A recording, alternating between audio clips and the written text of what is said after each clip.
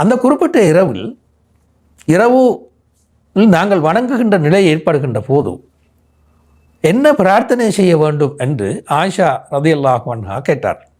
அப்போது ஸல்லல்லாஹு அலைஹி வஸல்லம் அவர்கள் சொன்னார்கள், அல்லாஹும்ம இன்னக அஃபூன் துஹிப்புல் அஃப்வ ஃபஅஃபு அன்னி.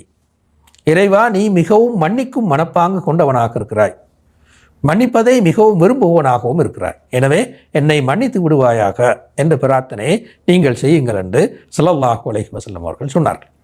எனவே அந்த குறிப்பிட்ட இரவின் பிரதானமான பிரார்த்தனை உண்மையில் உலக தேவைகளுக்கான பிரார்த்தனை அல்ல.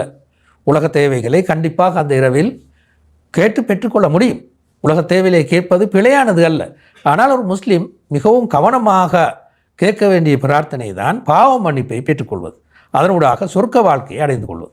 இதுதான் ஒரு முஸ்லீமுடைய பிரதானமான மையப்பட்ட பிரார்த்தனையாக இருக்க வேண்டும் என்றுதான் ஸல்லல்லாஹு அலைஹி வஸல்லம் அவர்கள் இங்கே சொல்கின்றார்.